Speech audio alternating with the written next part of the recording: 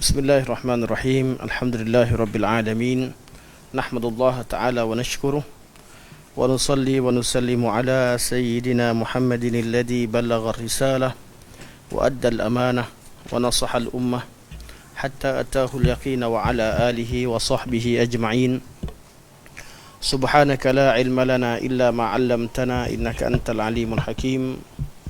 Rabbi shrah li sadri wa yassir li amri واحلل عقدة من لساني يفقه قولي أما بعد فإن أصدق الحديث كتاب الله وخير الهدي هدي محمد صلى الله عليه وسلم وشر الأمور محدثاتها وكل محدثة بدعة وكل بدعة ضلالة وكل ضلالة في النار ثم أما بعد. Pertamanya mari kita merafakkan setinggi-tinggi kesyukuran kepada Allah Subhanahu wa taala kerana taufiknya. Kerana dengan taufik Allah Subhanahu wa taala dapat kita berkumpul pada malam ini meneruskan kuliah kita membincangkan isi kandungan makna yang ditulis oleh Al-Imam Ibnu Abil Izz rahimahullah ketika mensyarahkan matan Aqidah At-Tahawiyah oleh Al-Imam Abu Ja'far At-Tahawi rahimahullah. Okey, sebelum kita mula kuliah, ana diberikan satu teks.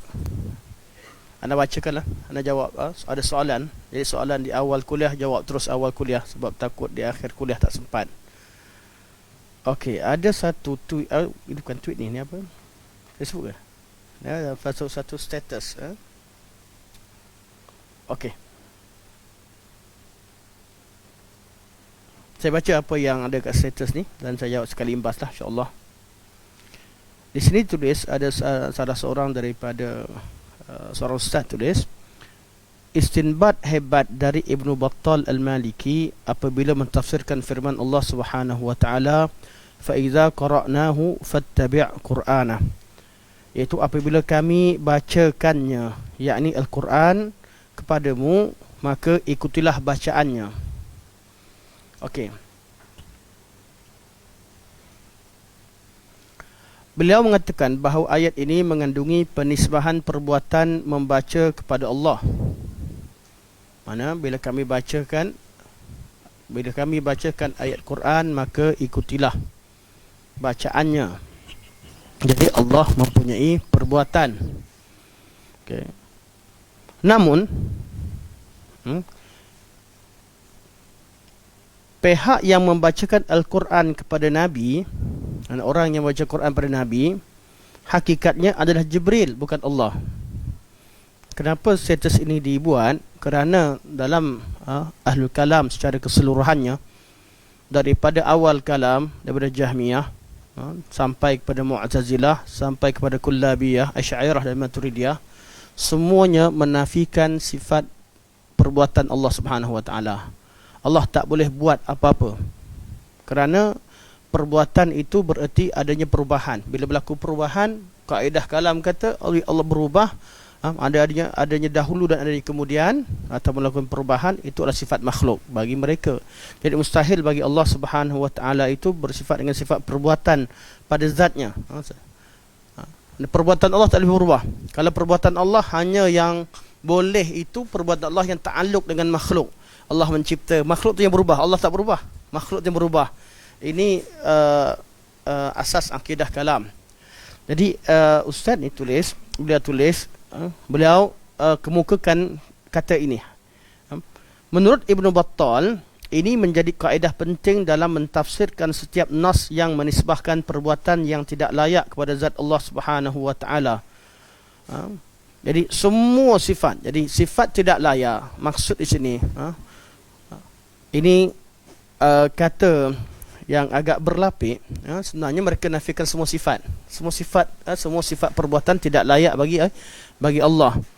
Jadi dikatakan di sini, ini menjadi kaedah penting dalam mentafsirkan setiap nas yang menisbahkan perbuatan yang tidak layak kepada zat Allah, seperti datang dan turun. Jadi penulis ini tidak syak lagi nak menafikan sifat nuzul dan sifat maji Allah Subhanahu wa taala. Okey. Jadi syubhah di bawah sini, walaupun Allah kata apabila kami qara'nahu, bila kami bacakan, Sebelum saya jawab secara spesifik soalan ni, ayat Quran yang menyebutkan perbuatan Allah, adakah satu? Adakah ayat yang satu? Keseluruhan Al-Quran mengandungi beribu ayat menceritakan perbuatan Allah dengan fi'il madhi, dengan fi'il mudhari'. Ini dinisbahkan perbuatan Allah, bukan satu ayat ni saja. Jadi sangat penting. Bawalah apa sekali ayat sekalipun. Kaedah pertama, kita kata kalau mereka bawa ayat ini, kita jawab dengan ayat bahawa macam mana dengan ayat seterusnya. Cuba jawab. Kalau kaedah anda kaedah yang sabit, tolong tak apa, kejap saya nak teruskan. Tolong sebutkan kaedah yang sabit sehingga nak dihukumkan semua ayat dihukumkan begitu dengan satu kaedah. Yang kedua, dikatakan sini bila dibacakan, bila kami bacakan, kami di situ, maksud di sini, ikut di sini adalah Jibril yang bacakan.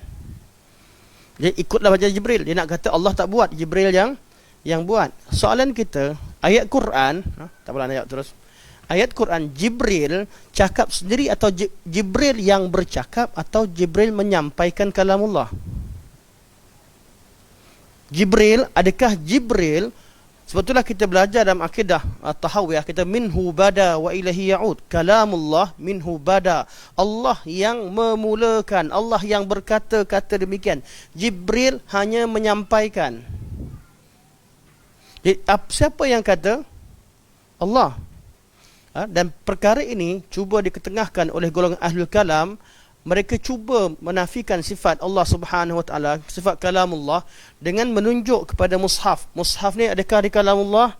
Adakah di kalamullah kat sini?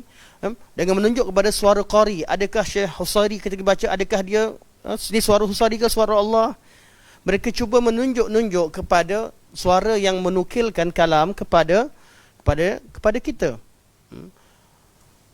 Tuan-tuan, nyanyilah lagu Siti Nurhaliza macam sekalipun. Lagu tu lagu siapa? Ada Siti yang kat dalam tandas, yang suara lelaki, yang suara macam Siti tu kan. Dia nyanyi lagu Siti kat dalam tandas, orang dengar, macam Siti. Tapi tetap lagu tu milik siapa? Milik Siti, asalnya di situ. Tirulah suara sekali, macam mana sekalipun, tetap nisbah asal kalam dari siapa? Baca hadis Nabi. Bila saya baca hadis Nabi, bukan itu perkataan saya, itu perkataan Nabi, walaupun suara-suara saya. Jelas maksudnya. Jadi ayat Quran, ayat ini, walaupun Jibril bacakan kepada Nabi, adakah itu kalam Jibril atau kalamullah? Kalamullah. Inilah akidah Ahli Sunnah wal Jamaah. Ahli Sunnah wal Jamaah. Apabila tak ada satu ayat pun dalam Quran dinisbahkan pada Jibril. Kerana Jibril bukanlah pemilik wahyu. Jibril hanya menyampaikan wahyu. Dan syubhah ni syubhah yang batil sejak daripada awal lagi. Sebab tu ketika kita bincang tentang sifat kalamullah, mereka cuba tunjukkan adakah suara begini, adakah ini Quran ni angan kalamullah, adakah suara manusia ke suara tidak. Kita kata tinggalkan tu dulu. Bincang asal. Jibril dapat Quran dari mana? Jibril dengar dari mana? Dengar daripada Allah. Dan akidah yang dibawa oleh kalam ini, mereka cuba, sebagai mereka kata Jibril ambil dari Lauhul Mahfuz. Sampai sanggup mereka ayat berkaitan Jibril tahu Lauhul Mahfuz, tengok isikan dengan Lauhul Mahfuz. Nak katakan Allah tu tak bercakap dengan Jibril. Allah tak boleh bersuara. Mereka riwayat-riwayat bahawa Jibril ambil, catat Quran daripada Lauhul Mahfuz. Memang Quran tercatat di Lauhul Mahfuz dan segala yang berlaku di alam ini. Namun Allah Subhanahu Wa Taala yang bacakan kepada Jibril. Kerana dari Allah lah semua kalam tersebut. Lauhul Mahfuz tak ada satu makhluk pun yang mengetahuinya. Sebab tu kita belajar dalam bab qada qadar, mana Lauhul Mahfuz ni catatan yang mubram, takkan berubah. Perubahan berlaku dalam catatan malaikat pada peringkat 4 peringkat selepasnya. Okey. Jadi syubhah yang mudah sebenarnya, syubhah yang sangat mudah, tapi ada pihak yang cuba menyelitkan, berwajah seperti ahli sunnah dalam bab banyak bab, namun cuba menyebarkan syubhah secara tersembunyi di sebalik baiknya muamalah ahli sunnah terhadap mereka. Waliyahzubillah, semoga Allah Subhanahu Wa Taala berikan hidayah kepada beliau. Itu saja yang mampu anda katakan.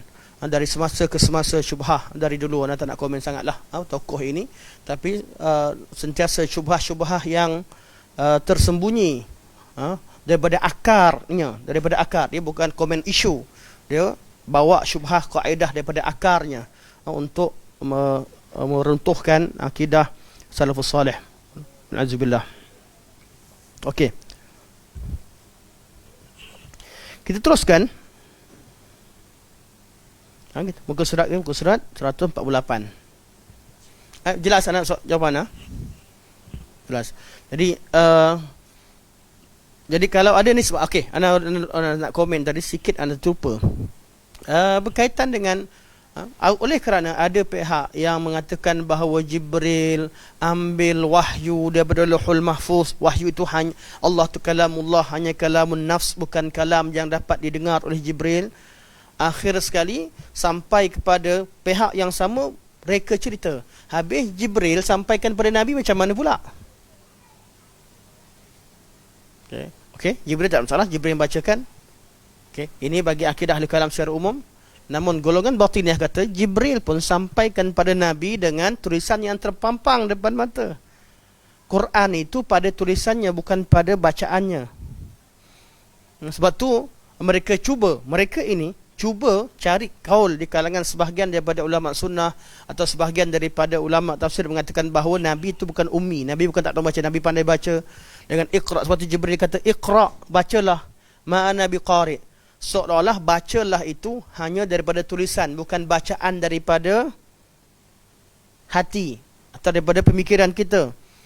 Seolah membaca ni pada mereka hanya terhadkan pada baca daripada kertas, bukan baca daripada apa yang didengar, atau apa yang difikirkan, atau apa yang disebutkan, apa yang dirasakan. Seolah-olah begitu. Jadi adalah cerita di kalangan golongan batiniah yang ni cerita sebab batiniah kata mana sumbernya. Batiniah ni tak payah cari sumber, mereka tak ada sumber. Tiap-tiap guru akan kata, tapi perkara ni syubhah ni wujud. Kalau mereka kata, kami tak kata, alhamdulillah selesai. Kalau kata mereka kata, dan saya dengar, bukan dengar daripada tokoh besar lah, jadi kita kata, mereka kata Jibril sebenarnya terpampang, masa Jibril turunkan wahyu, terpampang tulisan Iqra bismi rabbikal ladzi khalaq di depan Nabi sallallahu alaihi wasallam. Terus Jibril kata, bukan peluk Nabi tak baca. Dia kata, tengok tu, baca. Dia kata, baca, tengok kepada tulisan tersebut. Ini yang cuba ditegaskan. Kenapa? Sampai saya tak pasti sebagai sahabat kita yang hantar riwayat ni sahih ke tidak ustaz, dari situ saya tahu syubhah yang mereka bawakan dikatakan sahih Bukhari lah, makna begitu-begitu, penipulah, ni menipu.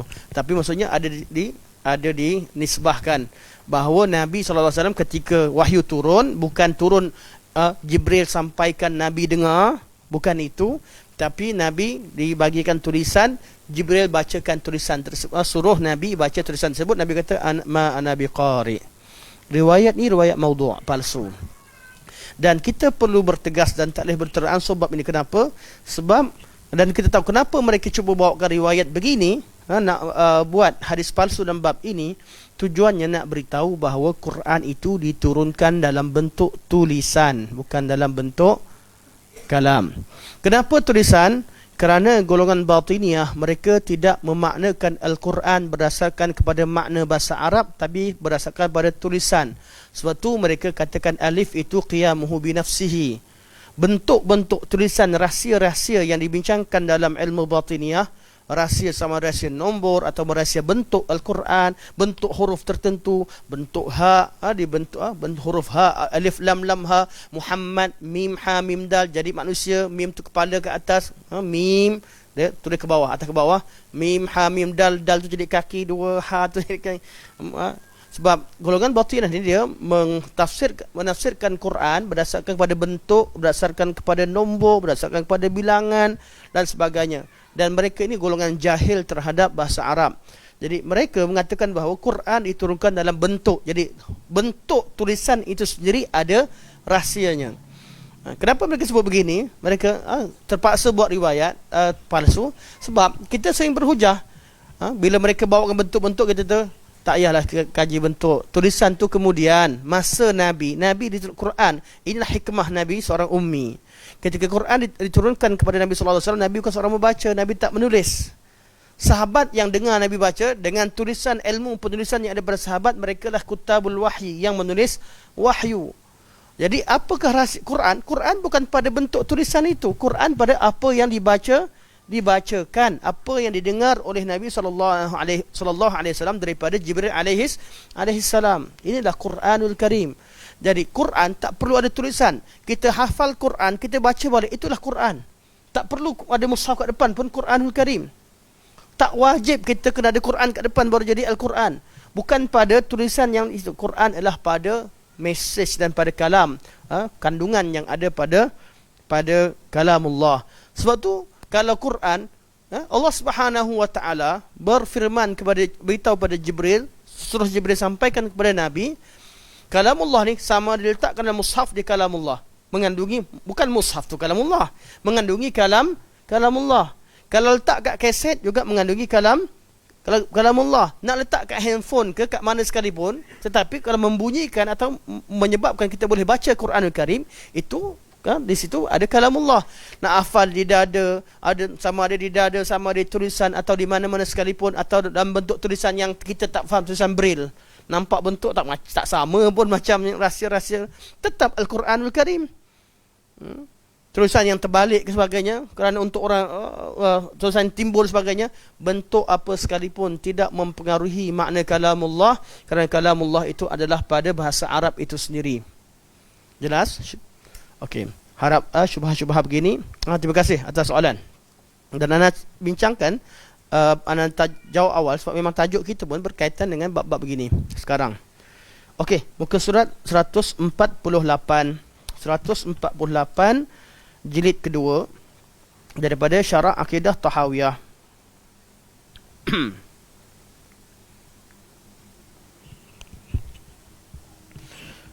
Okey, berkaitan dengan ayat, tajuknya berkaitan dengan Ahlul Kalam, ketika mereka memahami kalamullah dengan cara mereka sendiri. Akhir sekali mereka menisbahkan bahawa kalamullah yang firman Allah yang terpampang, makna yang ada pada kalamullah itu mengandungi perkara-perkara menyerupakan Allah dengan makhluk, atau secara mudahnya mengandungi kekufuran atau tashbih. Mereka menisbahkan tashbih dan tajsim sebagai kekufuran. Jadi apabila mereka katakan bahawa ada dalam Al-Quran ayat-ayat yang mengihamkan atau menyebabkan kita mentashbihkan, menyamakan Allah dengan makhluk, maka ayat itu tidak boleh dimaknakan dengan makna yang zahir. Zahir itu makna yang ada pada perkataan itu. Okey. Jadi mereka kata, alasan mereka satu ayat laisa kamitslihi syai', dan Syekh kata seolah-olah satu ayat ni bertembung dengan berpuluh dan ratusan ayat atau beribuan ayat yang lain. Hanya laisa kamitslihi syai', Allah tidak ada sesuatu yang sama dengan Allah Subhanahu wa taala. Ayat ini dijadikan alasan, satu-satunya ayat dijadikan alasan untuk menolak semua kalamullah yang membincangkan tentang sifat-sifat Allah Subhanahu wa taala. Sama ada sifat zatiyah, sifat fi'liyah, ataupun sifat-sifat ataupun nama-nama Allah bagi golongan Mu'tazilah dan Jahmiyah dan sebagainya. Mu'tazilah hanya menerima nama tapi tidak dengan ada nama tapi tak ada makna sifat dalamnya, atau Jahmiyah yang tolak nama dan sifat keseluruhannya. Mereka ini semua gunakan ayat yang satu, al-kalam keseluruhannya daripada awal hingga akhir. Ayat yang satu digunakan laisa kamitslihi syai'. Sehingga kata Ibnu Qayyim rahimahullah, tauhid pada mereka tidak ada pengisbatan. Tauhid pada mereka ialah penafian. Itu yang tauhid artinya mengesakan Allah ialah menafikan kekurangan daripada Allah. Itu sahaja, tanpa mengisbatkan kesempurnaan sebagaimana yang Allah Subhanahu wa taala sebutkan. Sedangkan dalam akidah Islam ada nafi dan isbat. daripada masalah bab uluhiyah, la ilaha illallah, tiada Tuhan yang dilayak, tiada Tuhan yang disembah, yang layak disembah melainkan Allah, ada nafi dan isbat. Begitu juga dalam bab sifat, segala kekurangan dinafikan daripada Allah, bukan kosong saja, tapi segala kesempurnaan diisbatkan kepada Allah Subhanahu wa taala. Kesempurnaan yang umum mutlak kita isbatkan, walillahil asmaul husna, walillahil mathalul a'la, fa'alul lima yurid. Perbuatan Allah yang sempurna apa? Perbuatan yang sempurna adalah yang tidak terikat dengan sesuatu. Memang Allah buat apa yang Allah nak, maha melakukan apa yang lakukan. Ini kesempurnaan pada perbuatan. Ahli kalam hadkan, Allah boleh buat macam ni je, buat macam ni tak boleh, sama Allah tak boleh ni. Allah itu fa'alul lima yurid. Dalam kesempurnaan perbuatan Allah Subhanahu wa taala. Dalam kesempurnaan nama, walillahil asmaul husna fad'uhu biha. Nama Allah nama yang terbaik. Dan walillahil mathalul a'la. Segala sesuatu yang berkaitan Allah adalah satu yang paling tinggi. Ini sifat Allah Subhanahu wa taala. Sifat Allah Subhanahu wa taala. Mereka hanya menafikan, perbincangan tauhid pada ahli kalam hanya menafikan kekurangan yang mereka katakan kurang. Maka bila menafikan kekurangan, dan kekurangan itu diertikan dengan erti mereka, jadi cara ahli kalam macam mana mereka mengetahui sifat kekurangan, tengok makhluk dan sifat makhluk. Kalau ada kalamullah yang sama seperti makhluk, maksudnya sifat yang disebabkan Allah pada dirinya sama dengan sifat yang disebabkan pada makhluk, maka mereka tolak sifat tersebut atas dasar tidak mahu menyamakan Allah dengan makhluk.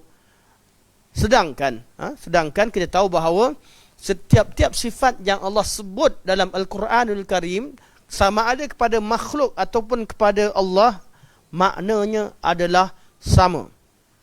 Cuma perbezaan pada hakikatnya dan kaifiahnya. Contoh, Allah kata laisa kamitslihi syai' wa huwas samiul basir. Allah mendengar dan melihat. Wa huwas samiul basir. Pada makhluk Allah kata faja'alnahu sami'an basira. Kami jadikan dia mendengar dan melihat. Okey, maksud mendengar dan melihat pada Allah dengan maksud mendengar melihat pada makhluk sama tidak? Maksudnya, maksud kalimah tu sama. Perbezaan kat mana? Kepada hakikat. Pendengaran makhluk Allah yang bagi yang sangat lemah, pendengaran yang terbatas, macam-macam sifat lah, segala sifat kekurangan, dan pendengaran Allah yang maha sempurna, dan tak ada pun orang nafikan benda ni. Maknanya sama, cuma perbezaan pada hakikat sifat tersebut. Mendengar, melihat, berkuasa. Allah maha berkuasa. Maksud kuasa yang ada pada Allah, kudrah yang ada pada Allah dan kudrah yang ada pada makhluk sama tak? Sama makna. Tetapi yang tak sama adalah hakikat dan kaifiahnya. Sebab tu, wa ma ya'lamu ta'wilahu illallah. Kalau dikaitkan ayat sifat, takwil itu tidak siapa ketahui hakikatnya kecuali Allah. Kalau nak dikaitkan dengan makna ayat sifat. Kalau ayat ini dikaitkan ayat sifat, walaupun ulama salaf tidak menyatakan bahawa ayat ini berkaitan ayat dengan ayat sifat. Cuma kalau kait ayat sifat, dia berkaitan dengan kalau ayat wa ma ya'lamu ta'wilahu illallah dikaitkan dengan sifat, mana dikatakan bahawa mutasyabih itu ayat mustabihat itu mutasyabihat. Ayat-ayat mutasyabihat itu berkaitan dengan sifat Allah Subhanahu wa taala, maka maksud yang mutasyabih itu yang tak diketahui itu adalah hakikat sifat Allah atau kaifiah sifat Allah Subhanahu wa taala. Okey, jadi tajuk kita, Syekh cerita sebelum ni, Syekh kata semua ayat Quran dibawa, inilah jawapan dia dari dulu. Inilah satu ayat Quran yang dipakai, laisa kamitslihi syai', laisa kamitslihi syai', seolah-olah ayat yang lain itu bukan ayat Quran. Sedangkan beribu-ribu ayat mengisbatkan, beribu-ribu tempat dalam Al-Quranul Karim yang mengisbatkan sifat-sifat dan nama-nama dan sifat Allah Subhanahu wa taala. Okey. Maka kita tengok pada muka 148 di perenggan kedua. Maka mereka memahami daripada hadis-hadis itu akan sifat yang tidak dibawakan oleh Allah Subhanahu wa taala dan rasulnya. Tidak dibawakan, malah bukan tidak dibawakan, yang tidak diinginkan, yang tidak dimahukan oleh Allah Subhanahu wa taala. Kerana ayat saya fafahimu min akhbar sifati ma lam yuridhu Allah wala rasuluh. Mereka faham daripada ayat-ayat sifat itu bukan mengikut kehendak Allah dan rasulnya. Wala fa kita baca yang bahasa Melayu dulu. Kalau maknanya tak jelas, baru kita kembali pada teks Arab insya-Allah. Maka mereka memahami daripada hadis-hadis itu akan sifat yang tidak dibawakan atau tidak diinginkan oleh Allah dan Rasulnya, serta tidak dinyatakan oleh seorang pun daripada kalangan imam Islam. Mana ada imam Islam, mana ada di kalangan ulama, sahabat, tabi'in dan ulama Islam mengatakan bahawa ayat ini bertentangan satu sama lain. Bila bertentanganlah, maka satu ayat itu perlu ditakwilkan. Kalau tak bertentangan, tak perlu takwil. Tuan-tuan, kenapa takwil itu dilakukan atau tafsir dilakukan? Kerana bertentangan. Kerana bertentangan. Bila bertentangan zahirnya, maka satu ayat itu perlu takwilkan. Jadi mana ada seorang ulama daripada ulama sunnah daripada zaman sahabat, daripada Nabi sallallahu alaihi wasallam atau sahabat dan seterusnya, yang mengatakan ada ayat Quran itu bertentangan. Hadis Nabi pun tidak bertentangan. Kalau ia sahih, bagaimana pula dengan Al-Quranul Karim, kalamullah? Ini sebab itu kata Syekh, maka mereka memahami, mereka faham dengan cara mereka sendiri, dan pahaman mereka itu tidak diinginkan, tidak diajarkan oleh Allah dan Rasulnya, dan tidak juga disebutkan oleh mana-mana seorang imam umat Islam sekalipun. Bahawa hadis-hadis ini membawa makna mengisbatkan tamthil. Tak ada seorang pun yang kata bila ayat-ayat sifat menyamakan Allah dengan makhluk. Mana ada? Kerana daripada awal lagi mereka dah menyatakan bahawa ayat Allah Subhanahu wa taala itu laisa kamitslihi syai'. Kalau betul-betul faham makna ni, laisa kamitslihi syai', mana ada orang yang samakan Allah dengan makhluk? Tak ada sesuatu pun yang sama dengan Allah Subhanahu wa taala. Maka tak ada seorang ulama Islam pun yang ketika berbicara tentang Allah Subhanahu wa taala, mereka menyamakan sifat Allah dengan makhluk. Cuma mereka tekankan, kalau Allah berkata, kalau Allah beritahu, ketahuilah bahawa kalamullah itu ialah asdaqul kalam, kalam yang terbaik. Asdaqul kalam artinya apa? Kalimah tu tak salah pilih. Kalimah tu kalimah yang agung, yang sahih. Tak ada lagi perkataan yang perlu menggantikan makna yang ada dalam Al-Quranul Karim. Allah pilih perkataan paling sesuai dah untuk fahamkan sifatnya terhadap makhluk. Tak perlu kita buat correction. Tak perlu kita buat pendetilan terhadap kalamullah sehingga kita kata perlu diubah maknanya begini. Maknanya sebenarnya begini. Sebab Allah pilih kalam yang paling sempurna untuk menerangkan sifatnya. Allah paling mengetahui tentang dirinya. Allah Subhanahu wa taala paling tahu tentang bahasa Arab. Allah bercakap dengan bahasa Arab kepada nabi yang paling fasih bahasa Arab di tengah-tengah bangsa Arab. Mana mungkin mereka tak faham? Mana mungkin Allah Subhanahu wa taala pilih perkataan dan mereka tak faham? Kemudian datang bangsa Ajam yang baru masuk Islam, dia buat correction terhadap kalamullah dan kalam Rasulullah. Tak mungkin. Tidak mungkin. Seterusnya, mana tak ada seorang imam pun mengatakan bahawa sifat ayat-ayat yang menerangkan sifat Allah itu menjadikan bahawa Allah itu sama dengan makhluk. Tidak ada seorang pun yang faham begitu. Seterusnya mereka menjadikan laisa kamitslihi syai' sebagai dalil salahnya pendapat para imam itu sebagai penyelewan terhadap nas. Maknanya kita fahamlah. Akhirnya secara mudahnya teks asal, maksudnya mereka menjadikan ayat ini. Kita tengok mana bahasa.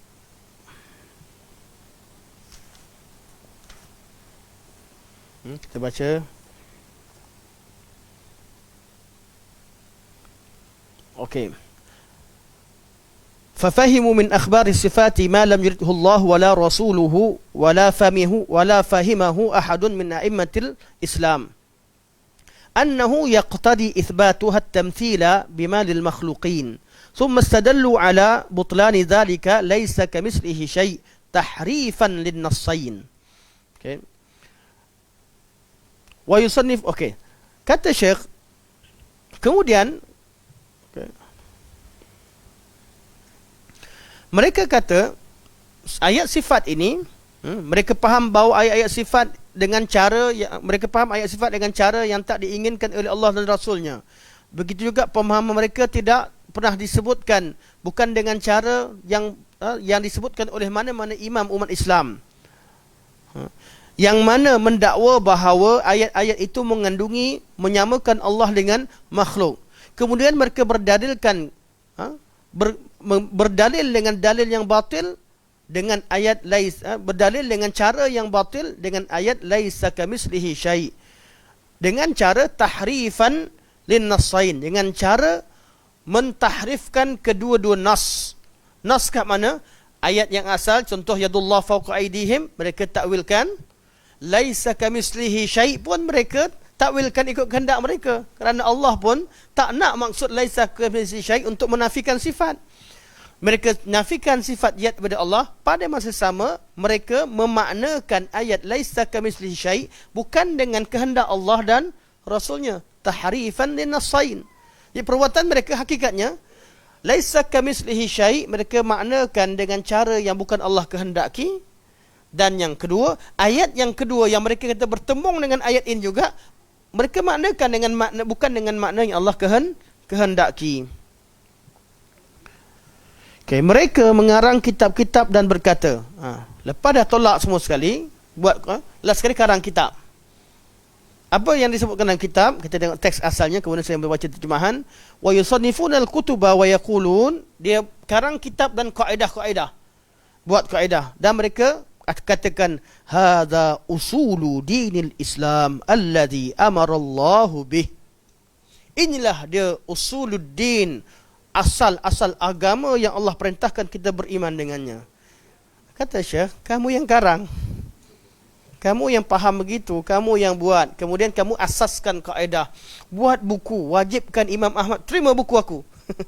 Wajibkan ulama dulu dipukul, dipenjarakan, buat karang buku. Kemudian paksa ulama salaf terima. Sebab tu kalau kita tengok pada sejarah, orang-orang yang tak faham sejarah, bila kita cerita tentang akidah salaf, nampak kita pula yang keras. Mereka tak tengok macam mana keadaan ulama salaf berjuang untuk mempertahankan akidah ini. Ada yang kata masalah simple, Imam Ahmad berjuang masuk penjara, ada yang mati, ada yang sebahagian daripada yang dipukul hanya kerana perkara yang simple, khilaf yang kecil, atau perkara yang muktabar, perkara yang muktabar, kemudian mereka tak faham, ulama salaf dahulu korbankan nyawa, korbankan segala-galanya hanya kerana masalah kecil. Kecil besarnya satu masalah dengan cara fikir anda ini adalah kerana anda pentingkan dunia. Kerana pada waktu sekarang yang menguasai, yang jadi ramai atau berjawatan dengan mudah dan sebagainya apabila anda katakan demikian. Dan ini berlaku. Ramai orang kerana jawatan, kerana sebagainya, akhirnya menghujat dan menghujani dan menyatakan kalimah-kalimah yang menisbahkan bahawa siapa sahaja membincangkan tentang sifat Allah seperti mana akidah salafus salih akan dianggap sebagai golongan ekstrim. Cukup membincangkan, cukup mengenengahkan, itu sahaja dianggap sebagai ekstrim. Tuan-tuan, semua teks, buku-buku teks di seluruh sekolah, tak ada satu buku teks pun yang ketengahkan kalam pendapat salafus salih. Di peringkat sekolah rendah, sekolah menengah sampai ke universiti, tak ada satu pun yang ketengahkan kalam salafus salih. Kemudian ada seorang dua yang bercakap, orang ini dianggap sebagai ekstrim. Kalau dah ada, tak apalah, kita boleh kemukakan. Tapi ini satu perkara yang tidak adil. Dalam semua pandangan dikemukakan, kemudian kalam salafus salih tak dikemukakan dalam mana-mana perbandingan. Ini satu perbuatan yang tidak adil. Dan buku-buku yang dituliskan betul, Dikumpulkan semua kalam batil, dibawakan kalam ahlul kalam yang terakhir, semua sekali batil, dan yang akhir tu betul. Betul lah, sebab itulah paling dekat dengan sunnah wal jamaah pun. Tapi kenapa tak bandingkan dengan kalam salafus salih, yang memang akidah mereka 100% mereka berpandukan Al-Quran dan sunnah. Dan terbukti pada zaman kita, kaedah dakwah menggunakan dalil lah yang berjaya memasukkan orang non-Muslim kepada Islam. Terbukti. Saya boleh syabas mana-mana orang, tengok di seluruh dunia, pendakwah-pendakwah yang hebat, yang mampu ajak orang masuk pada Islam, adalah menggunakan dalil dan kalamullah, bukan gunakan kaedah, mana-mana kaedah kalam. Tak percaya, kumpul semua. Kumpul semua mu'allaf-mu'allaf yang ada. Buat kajian. Kalamullah itu sendiri adalah kalam yang paling sempurna, yang tidak perlu dibuat correction padanya. Betul kata Syekh, lepas mereka katakan kalamullah, faham kalamullah dengan cara mereka sendiri, kemudian mereka katakan, mereka maknakan laisa kamitslihi syai' dengan makna sendiri. Kemudian jumpa ayat-ayat bertentangan kalam mereka, mereka kata maknanya tak macam tu, dia bertentangan dengan ayat ini, maka tahrifkan kedua-duanya. Laisa kamitslihi syai' pun ditakwilkan dengan cara sendiri. Ar-Rahmanul 'Arsy Istawa pun ditakwilkan dengan cara sendiri. Mana-mana ayat sifat ditakwilkan dengan cara sendiri yang tidak ada panduan salafus salih padanya. Ini berkaitan dengan masalah akidah, perlu panduan salafus salih, bukan masalah istinbat. Dan akidah yang kita warisi daripada orang-orang terdahulu, dibuat dengan cara tersendiri. Akhirnya dikarang kitab, dikata inilah dia usul agama Islam yang wajib dipakai oleh umat Islam. Kemudian dipaksa imam-imam akur. Bayangkan golongan Ahlul Kalam ketika itu orang yang tak belajar agama. Dia pergi belajar sains, dia kata inilah agama Islam, dipaksa ulama muhaddisin dengar. Orang yang tak pernah belajar agama, pergi belajar mana-mana, kemudian dipaksa Ahlul Hadis ketika itu untuk menerima akidah mereka. Dan itu yang berlaku. Mereka karang kitab-kitab dan mereka kata mereka hadza usulu dinil Islam alladhi amara Allahu bihi wa jaa min indihi. Okey. Inilah yang mereka dakwa. Inilah dia ajaran-ajaran asas, ajaran-ajaran pokok dalam Islam yang perlu anda beriman dengannya. Inilah yang Allah datangkan. Maka dalam semua ayat kita temukan kalam-kalam yang dipegang oleh masyarakat kita, kalam yang kita tak jumpa sumbernya. Tapi itu usul. Contoh, Allah tidak bertempat. Mustahil Allah bertempat. Kalam ini dipegang oleh semualah. Kata-kata kalam datang dari mana? Tidak bermakna kita mengisbatkan Allah bertempat. Ini satu lagi. Kita katakan apa yang Allah kata kita isbatkan. Apa yang Allah beritahu kita percaya. Apa yang Allah nafikan kita nafikan.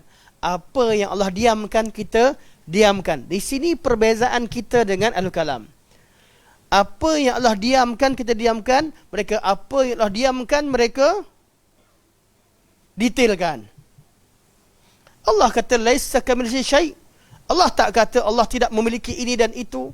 Sampai kepada jisim, Allah tak berjisim, Allah tak berjirim, Allah tidak bergerak, Allah SWT tidak berwarna, Allah SWT tidak ini, tidak itu, semua. Tengok semua makhluk, nafikan daripada Allah. Itu bukan caranya.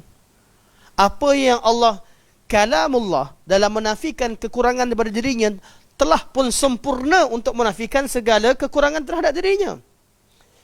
Kalamullah dalam mengisbatkan sifat kesempurnaannya telah pun sempurna dalam mengisbatkan kesempurnaannya. Kalau Allah diamkan, artinya agama kita sempurna dengan kadar itu. Jangan didetailkan.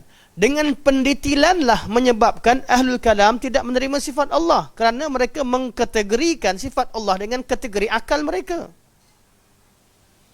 Allah kata, Allah bersifat qudrah, iradah, ilmun, hayah, sama', basar, kalam. Okey. Betul tak sifat Allah? Ya, Allah kata. Cantik. Tapi kenapa kategorikan dia sebagai sifatul ma'ani? Siapa kata itu sifat ma'ani?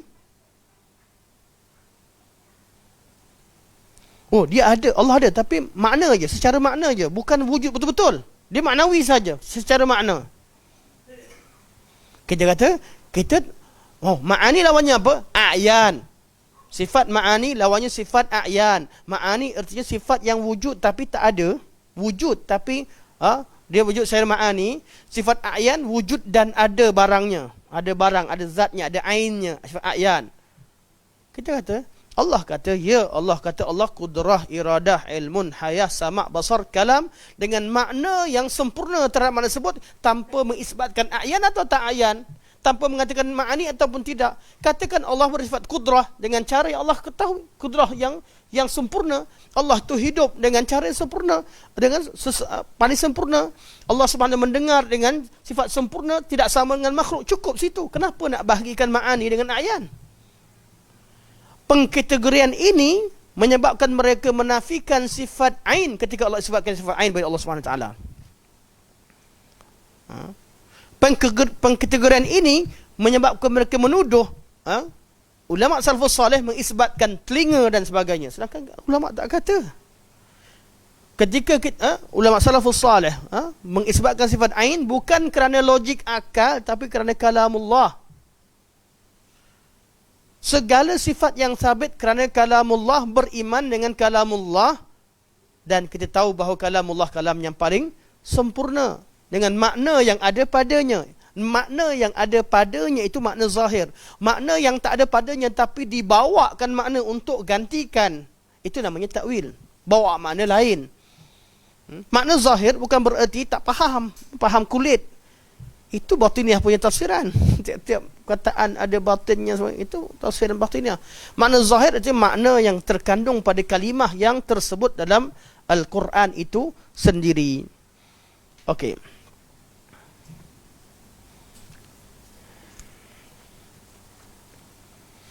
Mereka membacakan ayat-ayat Al-Quran dengan menyerahkan maknanya kepada Allah tanpa mentadabbur makna yang telah dijelaskan oleh Rasulullah. Bayangkan ayat sifat, dahlah Allah turunkan Quran, Nabi syarahkan. Yang Nabi syarahkan ahad. Yang Quran, jangan bagi makna. Ayat Quran di sini tak boleh bagi makna. Alasan pertama, maknanya kat mana? Maknanya serah pada Allah. Allah turunkan Quran pada kita dengan bahasa Arab, ada makna. Kemudian maknanya serah pada Allah. Kita kata pendetilannya serah pada Allah. Apa yang Allah beritahu pada kita, beriman cukup. Beriman dengan apa yang Allah beritahu bukan berarti menyamakan Allah dengan makhluk. Kita tahu kita hidup, Allah hidup. Mana ada orang samakan hidup dengan hidup Allah? Semua sifat, kaifiah sifat, makna sifat itu bergantung kepada idhafahnya. Kalau kata hidup apa? Hidup manusia. Sekitar umur daripada dilahir sampailah umur 100, 120 tahun. Biasanya 60 tahun, 70 tahun. Begitulah umur-umur anak Adam. Umur rama-rama contoh. Orang tahu dah, tak lebih daripada seminggu. Berapa hari rama-rama? Tak tahulah, lupa dah.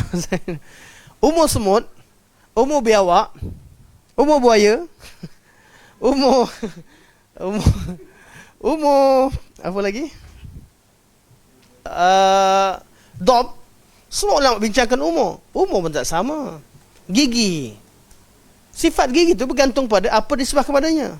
Untuk Allah Subhanahu Wa Taala, ketika Allah sebutkan sifatnya, kita kena tahu sifat Allah itu laisa kamitslihi syai', tak boleh bayangkan, tak boleh samakan siapa-siapa. Tak. Bila Allah isbatkan Allah tu mendengar, Allah mendengar, kita faham maknanya, tapi kita tidak menyamakan Allah dengan makhluk. Jelas?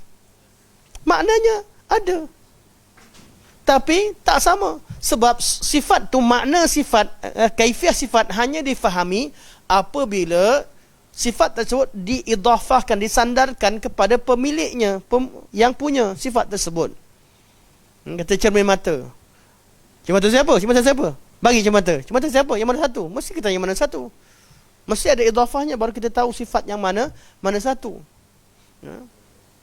Dan semua sifat hanya bermakna, hanya diketahui bila bergantung pada idhafahnya. Jadi kalau diidhafahkan pada makhluk, kita kata okey, sifat laisa kamitslihi syai', bukan bererti Allah tidak ada sifat. Tapi Allah memiliki sifat dalam erti kata laisa kamislihi syai'. Sebab tu Allah gabungkan isbat dan juga nafi. Laisa kamislihi syai'un wa huwas samiul basir.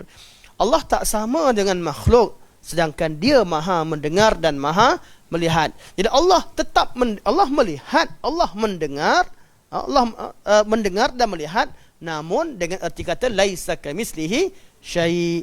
Jadi laisa kamislihi syai' digunakan oleh ahli sunnah wal jamaah ketika mengisbatkan sifat Allah Subhanahu wa taala.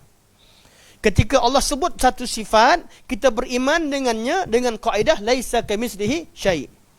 Ahlul kalam mereka menggunakan laisa kamitslihi syai' untuk menafikan sifat yang Allah Subhanahu wa taala isbatkan. Allah tak sama dengan sesuatu, maka Allah tak bersifat dengannya. Nampak beza?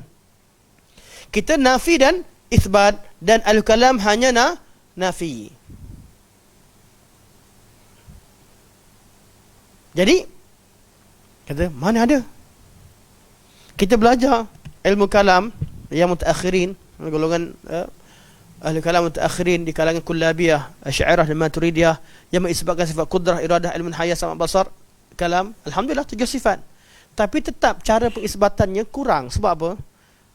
Sebab mereka terhadkan sifat Allah makna bagi Allah Subhanahu wa taala. Kita kata, ya, bukan, kita tak kata apa-apa. Allah tu kudrah, iradah, biarkan kalam Allah begitu. Allah tu maha berkuasa. Allah berkata-kata sepertinya, tanpa hadkan. Allah berkata-kata tapi tak boleh, tak ada huruf, tak ada suara, tak ada ni, tak payah cakap apa-apa. Kalam Allah tak sama dengan makhluk secara mutlak. Tak perlu didetailkan apa yang Allah Subhanahu wa taala tidak detailkan. Pengkategorian dan pendetailan inilah menyebabkan banyak sifat-sifat Allah ditolak. Sebab tu dalam memaknakan, dalam berbincang dengan golongan ahli kalam, yang kita nak tahu satu je, dia isbatkan sifat tu ke nafikan. Kalau ada untuk tafsiran, untuk bab tafsiran, tafsir Quran, tak ada masalah. Kadang-kadang kita memaknakan satu sifat dengan sifat-sifat yang mulazim dengannya. Sifat-sifat atau kita panggil asarus sifat. Ketika kita bincangkan tentang tajuk, contoh Ar-Rahman wa 'alal 'arsy istawa, Allah beristiwa di atas arasy. Kadang-kadang kita gunakan ayat itu untuk membuktikan kerajaan dan kekuasaan Allah Subhanahu wa taala. Betul tidak? Betul. Kerana kesan daripada istiwa itu Allah menguasai arasy. Kesan sifat, asarus sifat, maknanya Allah kuasai arasy dan kuasai seluruh makhluk. Allah mendengar, Allah melihat. Betul lah, semua terkandung dalam makna Ar-Rahman dan Al-Arsy istawa. Cuma sifat istiwa yang asal itu tidak dinafikan. Asal sifat tidak dinafikan. Beza dengan Al-Kalam, mereka menafikan asal sifat. Sifat itu dinafikan, tapi kesan sifat diisbatkan. Contoh saya bercakap, contoh yang lama dan yang ikut kita, yang ikut pada awal, beberapa sahabat kita ikut daripada kelas pertama sampai sekarang. Sahabat-sahabat kita, Alhamdulillah, ada muka-muka lama sejak pada dulu lagi, sejak pada awal kelas 2016 sampai sekarang yang ikut. Mungkin dah dengar berapa kali tak tahu, mungkin puluh kali kot. Contoh ayat, tapi contoh yang sama supaya kita faham. Bila seorang penguasa kata kalian semua diam, semua kalian dah berada di bawah genggaman saya, korang jangan cakap banyak, korang ada di bawah genggaman saya. Maksudnya apa? Kuasa lah, betul tak? Kuasa, kadang-kadang kuasa, kadang tak, tunggal kuasa. Rahsia korang ada kat saya. Kadang-kadang kuasa, kadang-kadang rahsia. Dia tak ada kuasa, orang biasa je, tapi dia ada rahsia. Ramai-ramai pemegang rahsia dibunuh. Bahaya. Sebab dia tak ada kuasa, tapi keberadaan dia membahayakan.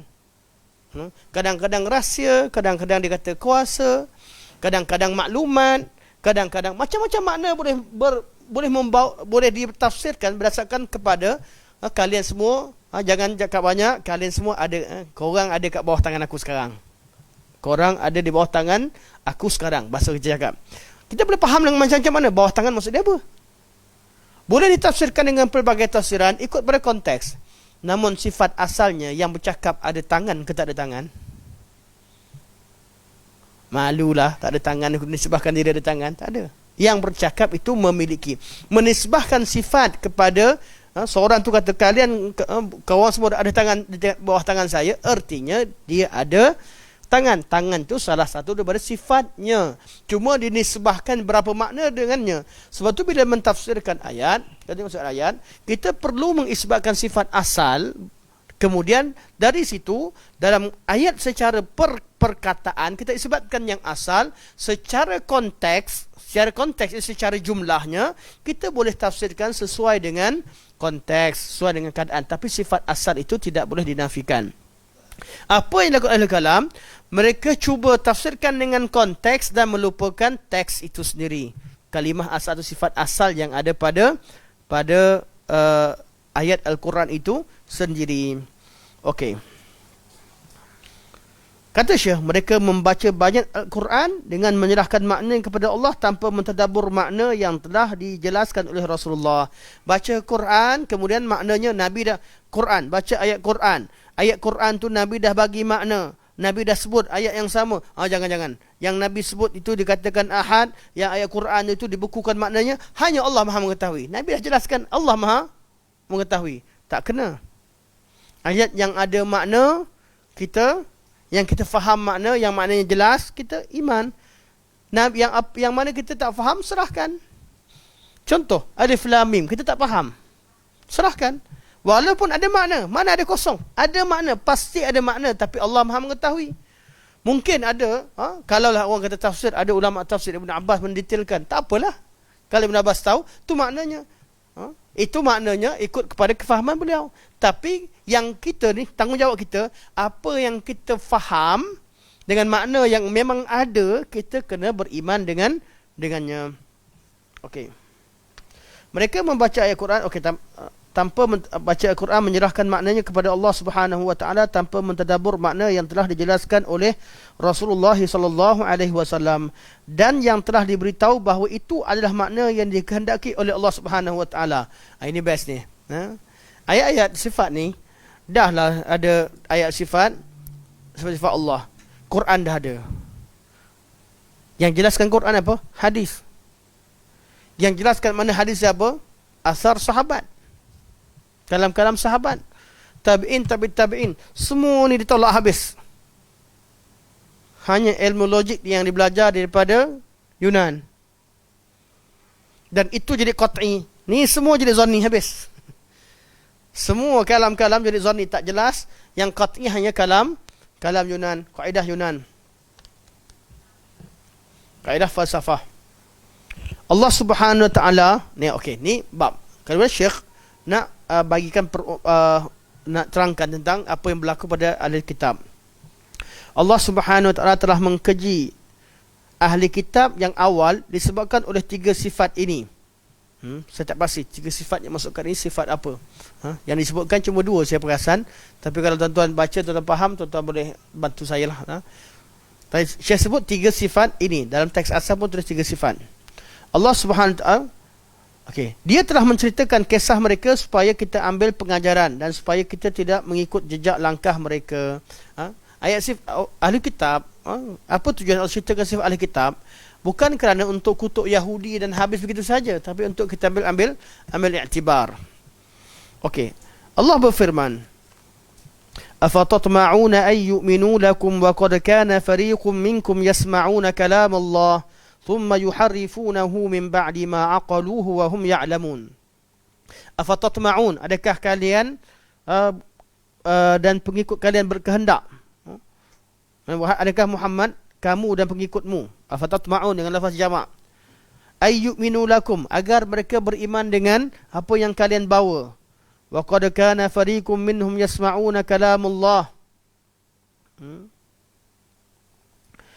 Dan sebahagian dahulu, dan telah pun berlaku sebahagian daripada mereka mendengar kalamullah, thumma yuharrifunahu, kemudian mereka ubah maknanya, min ba'di ma aqaluhu, selepas mereka faham maknanya, wa hum ya'lamun, sedangkan mereka sedar dan mereka tahu apa yang mereka buat. Ayat Quran ada makna, kemudian makna ni tak boleh ni, ubah makna lain. Kata Syekh, sama macam ahli ahli kitab. Yang mana sesuai dengan kita, kita maknakan dengan zahir. Yang mana tak sesuai, kita bagikan makna lain. Kalau dibuka jalan begini, Quran ini hanya tertakluk pada kehendak orang yang maknakan. Itu yang berlaku kepada ahli kitab, iaitu kepada ulama ahli kitab. Mereka menerima ayat-ayat yang memberikan keuntungan pada mereka. Ayat-ayat yang maknanya berbeza, mereka akan yuharifunahu, tahrif. Sebab tu kata kata ulama salafus salih, terutama kalam ulama-ulama terkemudian termasuk Ibnu Qayyim Ibnu Taimiyah yang selalu disebutkan, mereka bukan melakukan takwil. Kalau takwil seperti salafus salih, memberikan makna, mentafsirkan makna kalimah itu sendiri, takwil macam erti tafsir, tak apa. Kalau kita ayat Quran ada, kita terjemahkan makna sepertinya dan tafsirkan ikut pada konteks ataupun ikut pada teks sebagainya, tak ada masalah. Tetapi masalah berlaku adalah tahrif, ubah makna lain. Itu yang berlaku. Dan kata Syekh, kata Ibn Abdul Aziz rahimahullah, di sini perbuatan mentahrifkan ayat seperti golongan ahli kitab. Yasma'una kalamullah, dengar kalamullah, dengar apa yang Allah kata. Thumma yuharrifunahu min ba'di ma aqalu. Kemudian mereka ubah makna selepas mereka faham. Kalau tak faham, kalau tak faham tak apa, alif lam mim, kau serahkan maknanya pada Allah. Saya tak faham lah. Nun, saya tak faham lah. Serahkan pada Allah. Tapi kalau maknanya memang faham, Ar-Rahmanu 'ala al-'arsy istawa, thumma istawa 'ala al-'arsy, maknanya faham. Orang Arab semua faham. Mana orang Arab tak faham? Perkara yang maklum. Al-istiwa maklum, kata Imam Malik. Memang benda maklum, bukan benda orang tak faham. Benda faham, kalau kamu faham, berimanlah. Wal imanu bihi wajib. Kalau kamu tak faham, cerita lain. Sekarang ni perkataan-perkataan yang kamu tanyakan ni, perkataan yang memang dimaklumi maknanya. Okey. Hingga firman Allah Subhanahu wa taala, wa minhum ummiyuna la ya'lamuna al-kitaba illa amaniya wa inhum illa yadhunnun. Dan di kalangan mereka ada orang ummi. Ummi artinya yang ikut-ikut je, bukan yang alim. La ya'lamun al-kitab. Jangan sangka Yahudi semua bijak. Ada orang kita kalau sebut Yahudi, ya semua bijak. Yahudi pun ada yang bijak, ada yang tolol. Allah pun kata, ada di kalangan mereka ummiyun la ya'lamun al-kitaba illa amani. Tak tahu isi konon kitab, kecuali duk sebut-sebut balik, kami ada kitab, kami ada kitab. Berapa ramai yang mengaku ada dalil, tak ada dalil pun. Tak boleh. Dia marah, orang tanya dalil sebab dia tak ada dalil. Ini ummi. La ya'lamun al-kitab, tak tahu isi kandungan. Dia tak hafal Quran, tapi dia duduk bergambar dengan sama. Hafaz. Tak hafal Quran, nama Al-Hafiz. Dakwah dia ada Hafiz. Tak hafal apa. Nak juga orang panggil ustaz. Nak juga orang namakan. Ini ada di kalangan ahli kitab yang begitu. Ummiyun la ya'lamun al-kitaba illa amani, kecuali angan-angan semata-mata. Dia cuba tahu baca. Ada orang kata dia tahu baca, saya tak faham makna. Ada yang kata baca pun tidak, tapi dia guna nama je. Sebab dia kelompok dapat kitab. Sedangkan kitab pun tak pernah nampak. Sebab kitab ahli kitab terhad. Tak semua orang awam ahli kitab ada. Ada yang ada kitab, yang ada kitab ditutup kitab sana sini. Ramainya ummi. Sebahagian mereka, bukan ramai, separuh daripada masyarakat atau sebahagian, wa minhum, Allah kata wa minhum, kita sebahagianlah. Wa minhum ummiyuna la ya'lamuna al-kitab illa amaniyya wa inhum illa yadhunnun. Kemudian Allah kata apa? Fawailul lil ladzina yaktubuna al-kitaba bi aydihim. Celakalah bagi orang-orang yang dia tulis kitab dengan tangan dia. Tangan ditulis sendiri, dibuat. Wa thumma yaquluna hadza min indillah. Dia kata ini datang daripada Allah. Karang sendiri, buat sendiri, kata ini adalah datang daripada Allah. Liyashtaru bihi thamanan qalila, kerana dia nak jual beli dengan harga yang murah. Fawailul lahum ma katabat aydihim, maka celakalah apa yang mereka tuliskan dengan tangan mereka, iaitu usaha mereka, kitab apa yang mereka laku, perbuatan mereka. Wa wailul lahum mimma yaksibun, dan celakalah apa yang mereka usahakan. Alhamdulillah. Allah Subhanahu Wa Taala mengutuk mereka kerana apa yang mereka tulis dan nisbahkan kepada Allah Subhanahu Wa Taala, dan hasil yang mereka peroleh daripada berbuat demikian. Pertama, dosa sebab ubah ayat Allah, buat sendiri, bagi makna sendiri, buat sendiri, kata kalamullah. Yang kedua, celaka rezeki dia. Orang yang tutup agama Allah ni, Allah doakan dua kecelakaan. Satu, ubah kandungan agama Allah, buat kitab. Yang kedua, Allah kata celakalah rezeki yang didapat daripada usaha dia tadi. Sebab tu ayat ni ayat-ayat yang bahaya untuk orang-orang berilmu. Janganlah nak ubah apa-apa isi kandungan agama hanya kerana gaji. Jangan ubah fakta hanya kerana kepentingan, kerana Allah doakan kecelakaan. Al-Quran, kitab yang ditulis.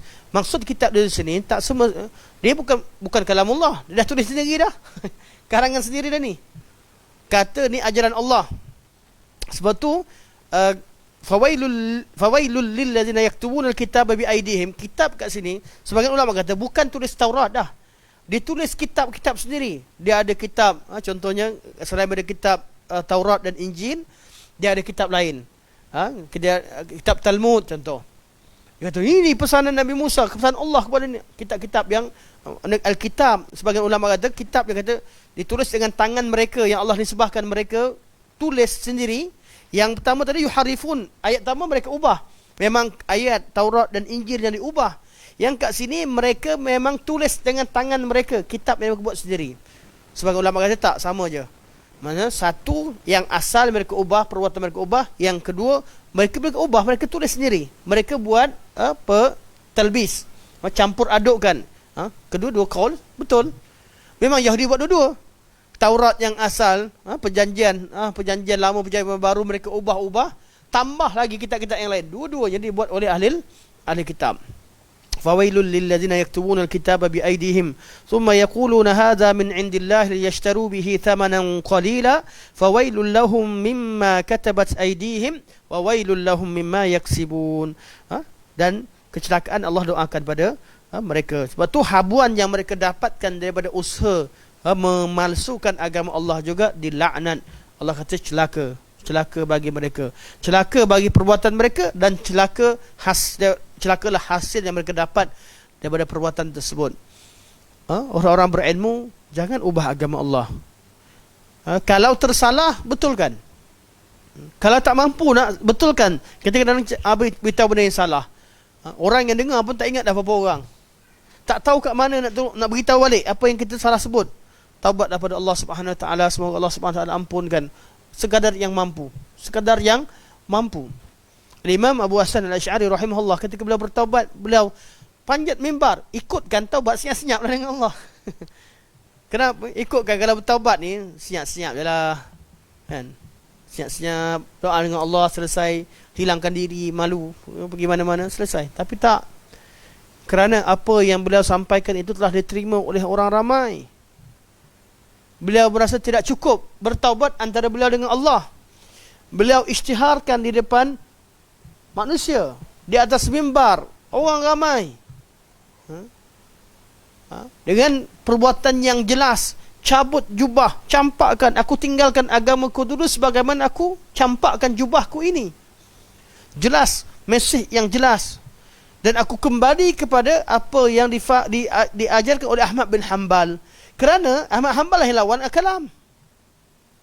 Beliau dapati bahawa hakikatnya yang aku cuba bawa pun tak sama dengan Al-Quran. Yang benar-benar ikut adalah manhaj yang dipertahankan oleh Ahmad bin Hanbal. Bukan Imam Ahmad reka, tapi Imam Ahmad menjadi lambang kerana beliau seorang yang tinggal lawan sampai ke akhir, kisah, sampai ke penghujungnya, sehinggalah golongan Mu'tazilah diketepikan, dan khalifah angkat beliau daripada penjara sampai menjadi orang yang dimuliakan semula, Imam Ahmad bin Hanbal. Dan itulah tokoh yang meruntuhkan Mu'tazilah. Mu'tazilah paksa Imam Ahmad. Saya ada dengar seorang ustaz ni, dia kata, Imam Ahmad, kalau Imam Ahmad ni pandai sangat, kenapa dia pergi penjara? Saya kata butuh sejarah. Memang Imam Ahmad masuk penjara, tapi lepas pada tu Imam Ahmad diangkat, kemudian naik kemudian selepas tu musnahlah ajaran Mu'tazilah. Lepas tu dalam tu juga dia kata, orang yang kata begini putus sejarah, saya kata sebab perkataan ni saya sebut kenapa perkataan yang sama yang mereka keluarkan untuk orang-orang yang sebut begitu, walaupun hakikatnya kita tak sedap sebenarnya. Masalah-masalah yang sepatutnya boleh difahami dengan mudah, tapi kadang-kadang dibincangkan dengan bentuk seolah-olah adanya puak dan permusuhan, seolah-olah perlu bertembung. Sebenarnya tak pun. Benda ni, akidah Islam ni mudah.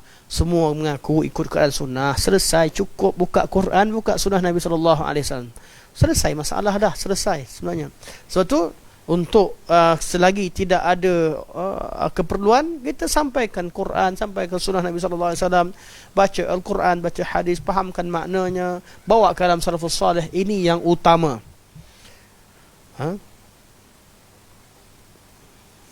Saya baru tengok jam. Okey, insyaAllah kita sampai sini. Habis dah pun. Kita sama kata Syekh. Di sini terjemahan ada tinggal satu perenggan. Satu perenggan saya akan syarahkan pada pertemuan akan datang, insyaAllah. Okey.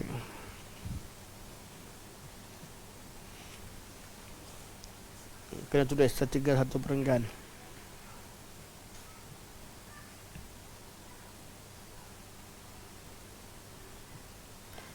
Tidak diterjemahkan satu perenggan.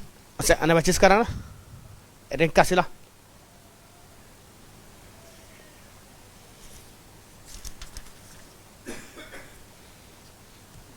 Okey. Syekh sebut secara ringkas. Syekh kata minasyar'i wal bayan. Ada kalimah minasyar'i wal bayan. Kita tengok pada matan yang asal. Tak apa, takut panjang, tutup lah. Sebab kalau teks asal takut jadi panjang. Mohon maaf. Okey. Dan minggu depan tuan-tuan menarik sangat tajuknya. Minggu depan berkaitan dengan wali. Makna wali sebenar. Wal mu'minuna kulluhum awliya'ur rahman. Tajuk sangat menarik. Zaman sekarang orang tak faham dah makna wali tu apa. Jadi Syekh Imam Tahawi rahimahullah, beliau telah tulis apakah makna wali sebenar. Zaman tu belum timbul semua wali-wali yang disebutkan ni. Zaman dulu kalimah wali dah ada dekat Quran, dan tajuk minggu depan sangat menarik berkaitan dengan wali. Kenal wali sebenar. Tafsir makna wilayah, apa maksud al-wilayah, wali, ayat Quran berkaitan dengan wali-wali, al-awliya illah al-kamilun, akramul mu'minin indallah. Ni semua akan dibincangkan pada pertemuan lepas, pertemuan minggu hadapan, insya-Allah. Okey. Kita buka. Kena buka. Ada soalan ke? Silakan, Ustaz.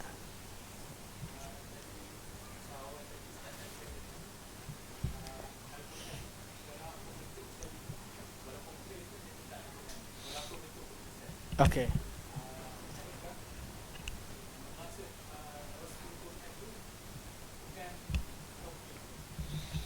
Okey, Rasmul Quran dari segi tauqifi, pada ayat Quran kalimah tauqifi.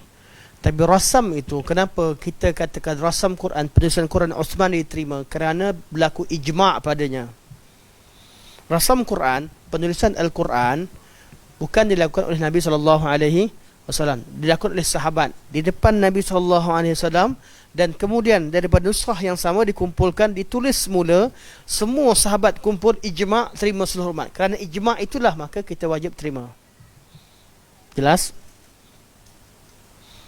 Ada sebab tu kita antara dalil yang digunakan pakai oleh ulama usul dalam menghujah ijma' adalah penulisan Al-Quranul Karim.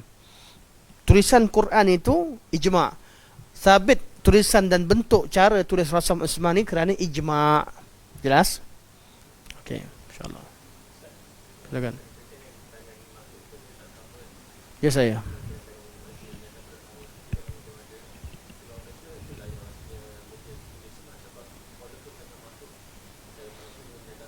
Okey, terima kasih. Okey, terima kasih.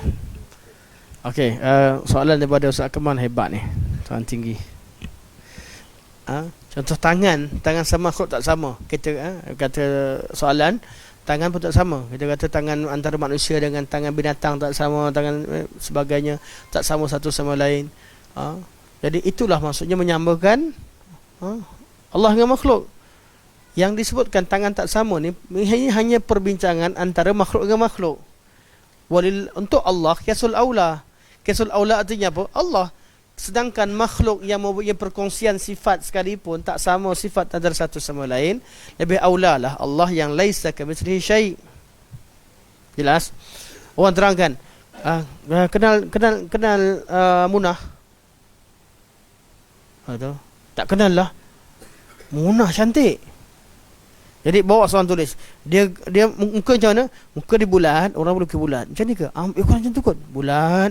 Mata dia macam mana? Mata dia buat. Dengan apa disebutkan pun tetap tak sama. Takkan sama dengan yang asal. Apatah lagi yang orang tak tahu sifat. Bayangkan gemuk, atau bayangkan kurus cantik, tengok betul-betul tidak dan sebagainya. Ataupun sifat-sifat, semua sifat takkan sama antara satu sama lain. Itu perbandingan antara makhluk-makhluk. Untuk Allah kita tak gunakan qiyas, tak gunakan qiyas mantiki, tak gunakan qiyasul fiqhi.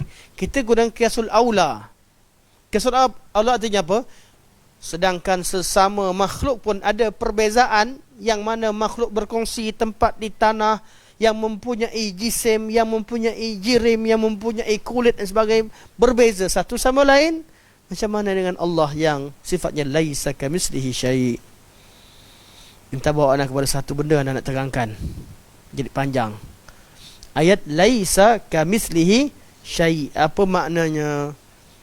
Kaf itu maknanya apa? Laisa tidak ada, ataupun tidak. Kamitslihi seumpama dengannya.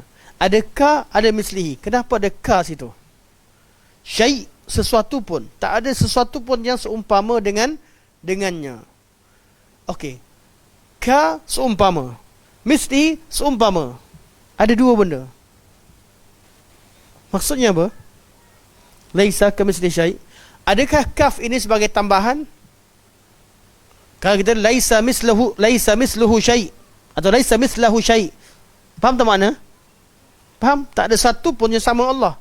Tapi Allah kata laisa kamitslihi, ada kaf tambahan. Kaf dengan misil adalah adatut tashbih. Adatut tashbih. Sekarang nak cerita, tak ada yang tashbih dengan Allah. Bahawa Allah tak ada tashbih. Tak ada siapa yang menyerupai Allah. Okay. Jadi bagi ulama nahwu, ramai, ada, bukan ramai, istilah nahwu dipanggil kaf ni kaf zaidah, kaf zaid, kaf tambahan, harfun zaid. Maksudnya laisa kamitslihi syai', anggap kaf tak ada, tidak ada yang sama dengan Allah. Tapi bagi ulama tafsir tak terima kaedah nahwu ni. Ulama tafsir, ulama nahwu kata apa fungsi zaidah? Fungsinya untuk takkid, takkid lah. Tapi ulama tafsir pegang pada kaedah at-ta'sis aula minat at-ta'sis aula minat takkid.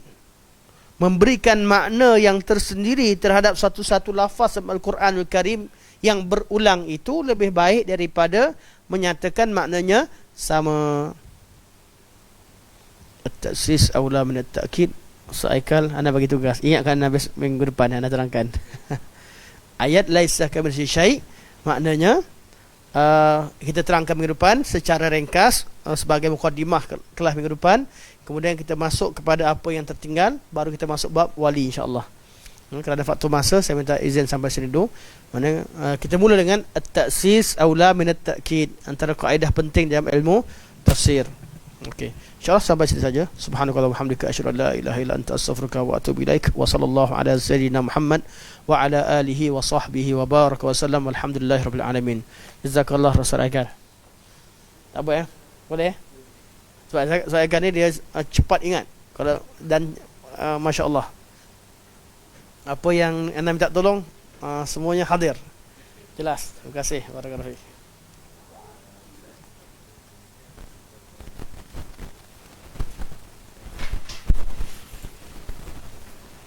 Ni nak semua dengar ke? Okey, nak semua dengar. Okey. Tak apa. Dah masih on. Tak kisahlah. Okey, teruskan, tak apa.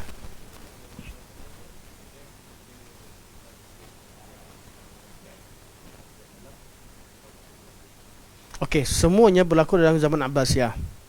Bermula daripada Al-Ma'mun. Siapa ingat susunan? Nanti anda jawab balik lah. Anda akan susun balik, takut tersalah. Mana tiga khalifah. Tiga khalifah, yang keempat baru angkat. Nanti anda, nama-nama anda pun sekarang tidak hadir. Ada kejap situ, ada situ. InsyaAllah. Okey, insyaAllah. Subhanakallah wa bihamdika asyhadu an la ilaha illa anta astaghfiruka wa atubu ilaik.